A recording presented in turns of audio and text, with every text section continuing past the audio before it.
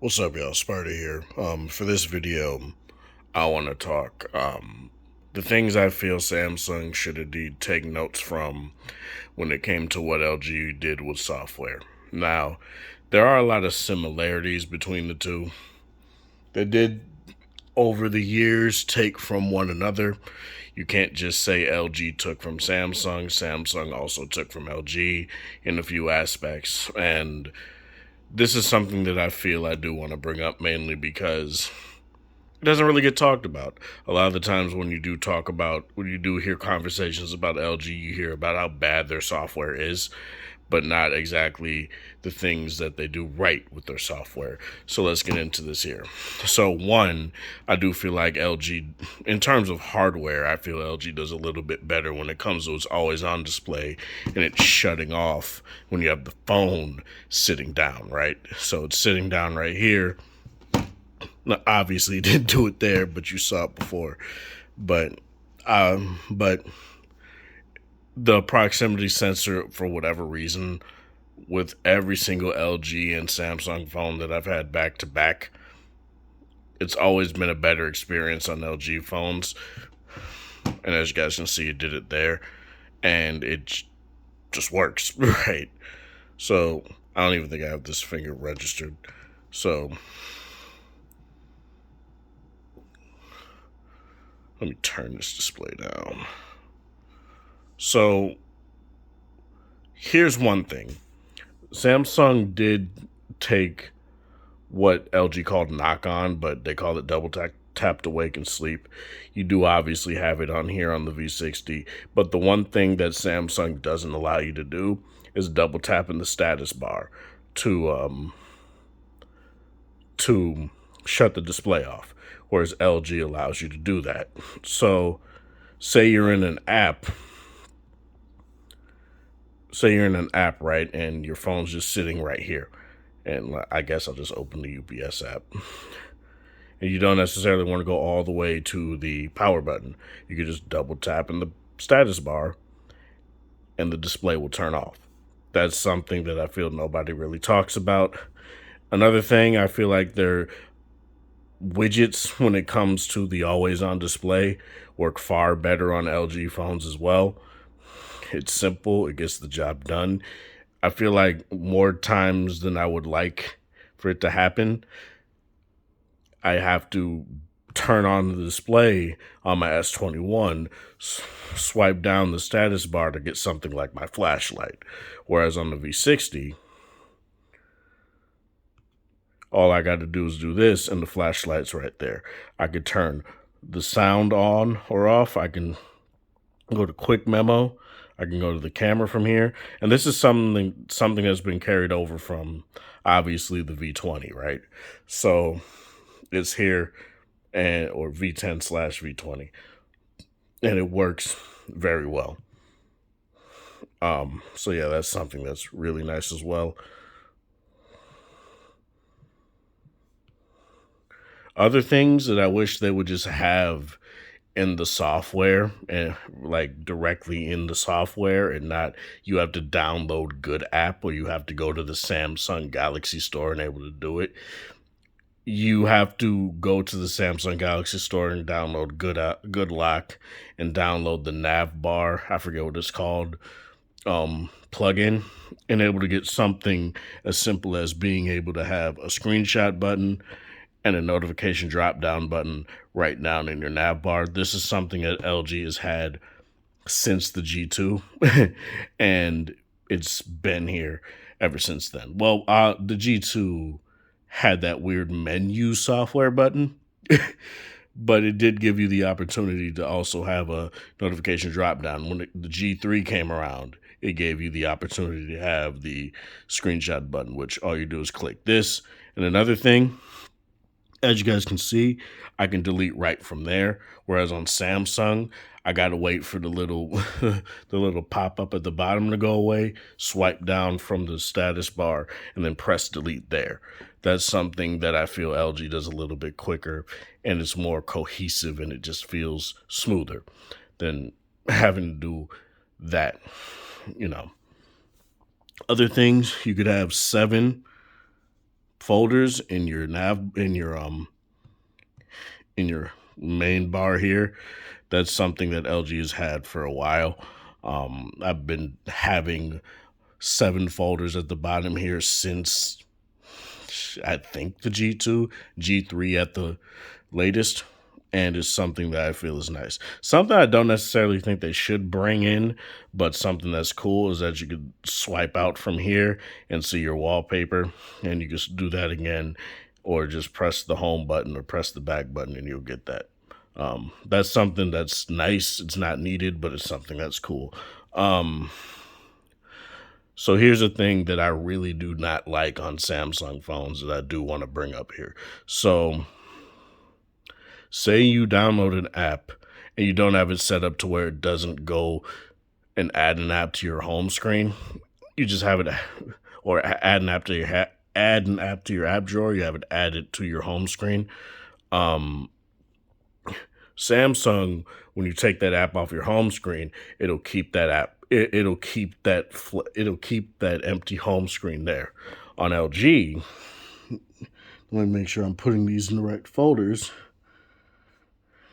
When I take all the apps off, as you guys can see, that second page is no longer there. It automatically deletes that page. That's something that's really cool. Other things, I guess just one couple more things that I do want to talk about. And this is something that I always bring up when it comes to camera performance and things like that. I do feel like Samsung kind of dropped the ball when it comes to the performance of their camera app. It's very choppy, it's laggy. Um, things like shutter lag are terrible on it, and it just doesn't really feel all that great sometimes. LG, as you guys can see here, if I don't drop the phone,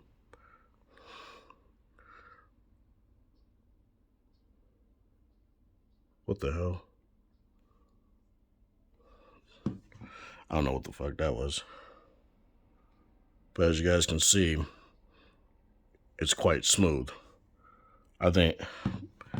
And another thing, want to take a picture, tap the focus, you get a camera shutter button right there in the ring. Oh, it's taking a night photo. Obviously, because it's showing that it's dark, but you get that. But also, what you get is this manual focus slider. So you can manually slide your focus in auto mode. That's something that you just don't get on pretty much any other phone from what I've seen. So that's something that I feel more manufacturers need to bring through. Another thing that I feel LG just has a better grasp on, I guess, is the amount of apps you can keep open in the background. So I'm gonna open a few apps right here. I guess I'll open YouTube too. So that's 1, 2, 3, 4, 5, 6, 7. On Samsung, the keep open option is something that it allows you to just pin the app. On here, it's called pin app, obviously, and the Sam lock app rather. I've been able to lock up to 10 apps on here, no problem, and not have any sort of issue with the phone lagging out or anything like that, or telling me that I can't do that at all. Whereas on the S21 Ultra, I'm only able to lock 4. I think on the S20 FE it was only 2, which was kind of weird. And it was stupid, honestly. I don't understand why, but honestly, it's whatever. Another thing, it doesn't change where your suggested apps are. It just moves them with whatever orientation you set the phone at. So that's nice as well. Very minor, but it is something I do want to talk about. So what I'm going to do here is also show you guys. So as you guys can probably see here, um, you got your volume. I put the volume slider right here is right under the brightness. And then able to get that, all you got to do is press that, press the three dots, and you see brightness and volume ticked right there. That's how you do it. You just got to tick it on. And what's really nice about this is, say you're in landscape mode. Sorry, sometimes you got to do this with phones. When you're in landscape mode, you get way more shortcuts at the top than you do with you way more shortcuts at the top on here than you do on the S21 Ultra. And you also get your brightness and your volume there. Say you have a kickstand on your phone and you don't want to move your phone, but you just want to get to the volume, you have it right there. So that's very nice. And you get 1, 2, 3, 4, 5, 6, 7, 8, 9. I think that's 9. 1, 2, 3, 4, 5. You got 9. Which means you get 18 when you scroll that down right there. Well, I think anyway. 1, 2, 3, 4. No, you get 16. Okay. So that's just very nice right there. I do feel like that's just a nice feature to have, and more manufacturers need to bring that into the fray. So in terms of this, why I bring up Samsung in particular is I feel like they do have a lot of good features, but they lock it solely behind having to download the Good Lock app or download the Sound Assistant app or do all of this stuff. And I understand why they do that, so that it's easier for them to update their phones. But for certain things like being able to adjust different app volumes, I don't see why you can't just add that into the base skin of One UI. For things like being able to put more things in the nav bar, I don't understand why you can't just add that to One UI. To me, those are very simple things, right? For how heavy their camera is, I don't see why they wouldn't be able to just do that and not have any sort of problem.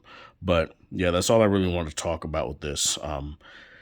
As you guys saw, the Ultra was kind of having a bit of a difficult time keeping focus, but it's whatever. Obviously, it's not optimal lighting, so I'm not going to slag it for that. Plus, my camera lens might actually be a little bit smudged. Let me check.